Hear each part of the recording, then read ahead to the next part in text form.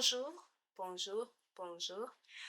I have started the editing process of God's Not Dead 3 after I've watched God's Not Dead 1, and that was because I watched God's Not Dead 3 before God's Not Dead 1, thinking that God's Not Dead 3 was God Not Dead 1. I know that was confusing, but that's what happened, and it has made editing a bit crazy, as well as my sound quality was not working well. The visuals were not working well, so I don't know what was happening there.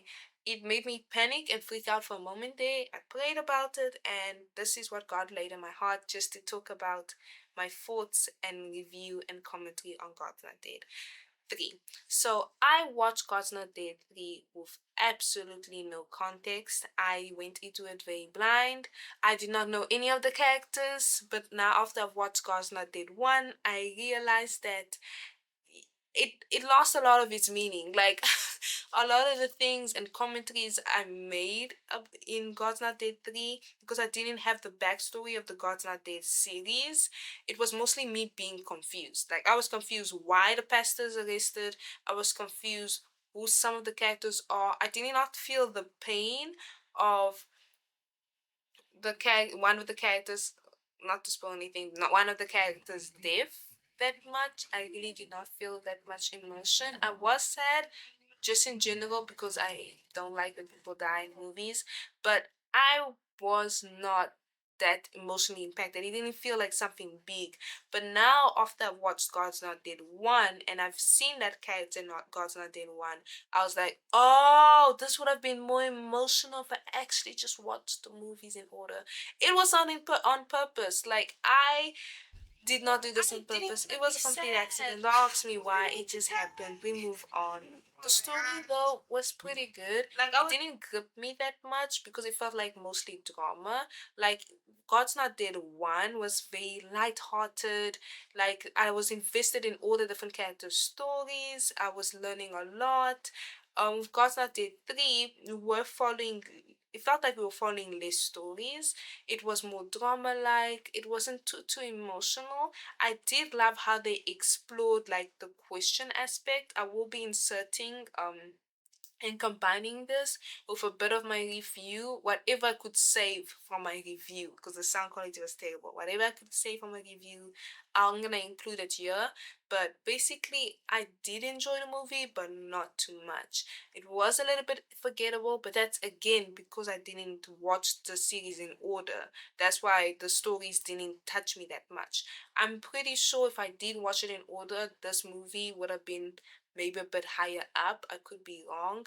But as a story overall, by itself as a standalone, I did not enjoy it too much. It was good. Like I was waiting for that student debate, which was obviously not gonna happen in the movie because that's the first movie. So I guess that's why I was a bit disappointed by the plot constantly, because I was all the time comparing it to the description I read and heard from Gods and I did one. I was like, okay, I heard from God, so I did one. It's gonna motivate you, to get to know God more. It's gonna use, science, and which are things I'm very interested in. But I did not see that really in God's Day 3. The God's Day 3 felt more like a navigation. There was this girl that was questioning a lot of things about her faith. There was false accusations.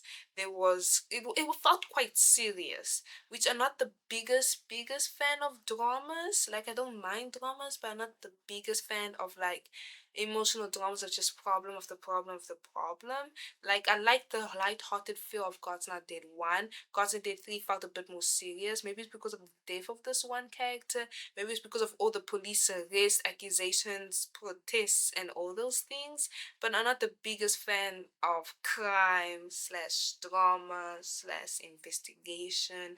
It's not my favorite thing, which Case for Christ also had the same thing. Like I watched Case for Christ after watching God's Not Dead 1, and I enjoyed it so much, mainly because Case for Christ was, I love the aesthetic, I love the feel, I love the color grading, I love the story. It was light-hearted, it was modern, it was beautiful. It had its serious moments, but it wasn't too overly sad. He's like in Case for Christ, spoiler alert. His daughter almost died, but it didn't feel too serious. It didn't feel something depressing. They mentioned some things were a bit dark, but it didn't feel too bad. There was a crime thing happening, Case for Christ, but it didn't feel too sad.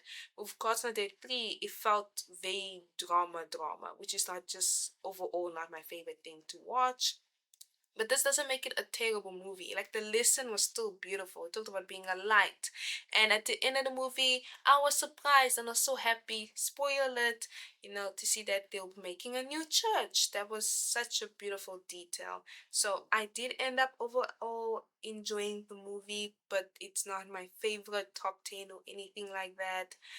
Yeah, so I'll be inserting now. You're gonna be watching a couple of my reactions. You're also gonna be watching my end of movie review. So that's what my thoughts were post movie.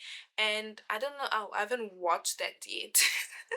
To be honest, I could just be repeating a few of the things I said a few of the things that I'm saying now, but I think that I like keeping that like my post movie reaction because it's so raw. It's like my immediate feeling. So maybe I'm pretty sure my immediate feeling was that it was a good movie. But like after watching Case for Christ and God's Not Dead 1, I think my definition of a good movie changed because I definitely prefer those two movies over the third God's Not Dead movie. Completely prefer it. So I think my definition just changed a little bit. But I hope that you enjoyed this review and thank you for watching. Au revoir. À bientôt. Hello. So I've just finished God's Not Dead and it has been a journey, honestly. When I first started watching a movie, I was a bit confused, mainly because the description mentioned how it was like a college student defending the faith and the professor, and then like none of that happened. So I was just like waiting for that to happen, and it didn't happen. Once I let go of that narrative, realizing that that's not the point of this movie, at least, um I quite enjoyed it. It felt a bit slow to me at the beginning, mainly because like I had that expectation there was gonna be like a student debate type of thing. But once I did let go of it, I actually really enjoyed it. I like the dynamic between the two brothers. I feel like it was very realistic, very playful. I like how unserious the oldest brother was. I liked the girl's story. I liked how you could see that she was kind of wrestling with the faith and having doubts and all these questions. And I like how they also showed how it was for a season. Like it was for that particular season when she was going through all those doubts and different things, etc. And then towards the end, she finally got the peace that she wanted. She wanted to hear God's voice, and now she could finally hear God's voice. I like how they showed the guy and how he's doubting faith, explained like why, like what his mom went through, why he didn't like the church, why he did that angry fit. I like the lesson that our main character learned about forgiveness and embodying God. He was fighting, yes, but it wasn't a fight that God was calling him to. God was calling him to something even bigger if he truly learned to surrender and give it all to God. God put it in his heart to instead start a new church somewhere else. So it's been good. It's been good. I like how they established from the beginning that God's good and God had a purpose for this, and you could clearly see it. Like his friend died. I was really sad. I did not want this to be a sad movie, but I wasn't that emotional. I like the fact that out of his friend's death, though it was a very tragic thing, his brother came. His brother was the lawyer. He came and he helped him. And through that, the brother got the Bible, the Bible that, his parents left for him. And even though we didn't see him get saved, I'm sure that I did something to his heart. And through this, our main character grew. The lady grew.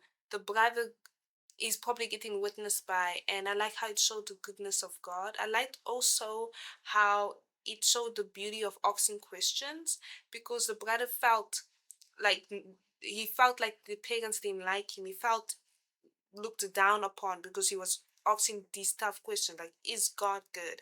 you know why does God let bad things happen to good people. He asks those questions that I think is quite universal. A lot of people ask that question. And there's some people who, for them, it doesn't bother them that much. They just kind of receive the God's good all the time.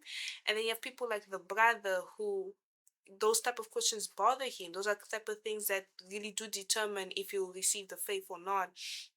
And I like how eventually, like he got his answers. Eventually, he finally got what he like. No, sorry, scratch that. I like how he was able to get, like, was able to find. I'm losing my train of thought. I lost my train of thought. But as I was saying, is that I like how they brought that up and they kind of parallel it with the girl when she asked that leader, like, I've been doubting God, I've been this and this, and he didn't see it as a bad thing. I think a lot of people might see it as a bad thing of like, you need to have more faith, you know, you need to trust God, read the word. But he didn't approach it to her with condemnation or make fun of her. No, he said it's a good thing, and I believe as well it is a good thing when you can ask God these questions and find the truth and do it in humility. You know, there's a way you can approach God with your questions. You don't just go to God and be like, you're awful, but like she genuinely wanted to learn.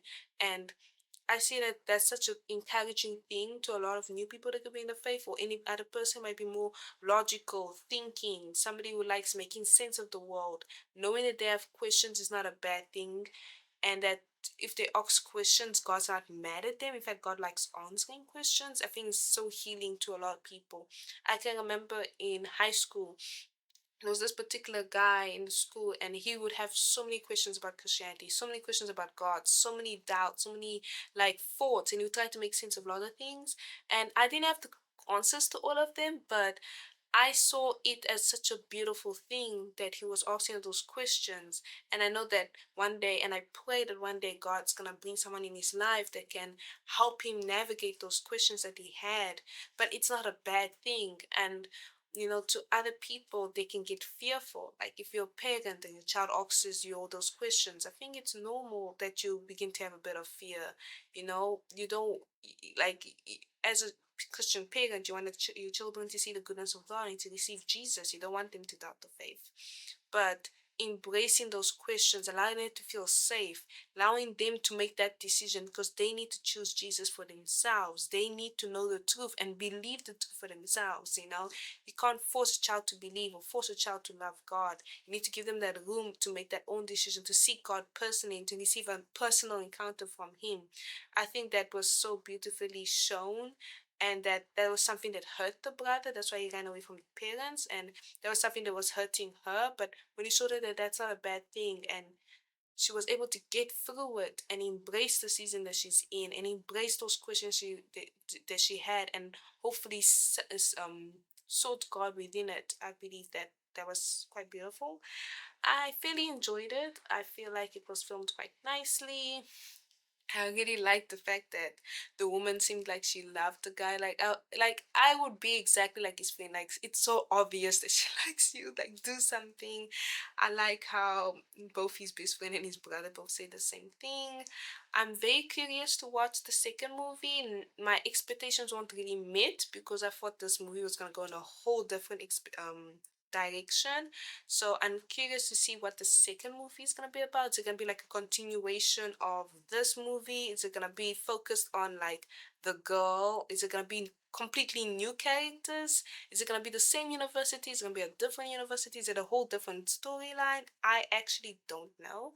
But yeah, I fairly enjoyed this movie. I'm not used to these type of genres, but I do feel like it is important sometimes to be able to watch movies that, you know, answer questions about the faith, or that could be a bit more like you need to think a bit more or introspective, etc. So I really enjoyed this. If you enjoyed watching this, please like and subscribe, and I'll catch you in the next review.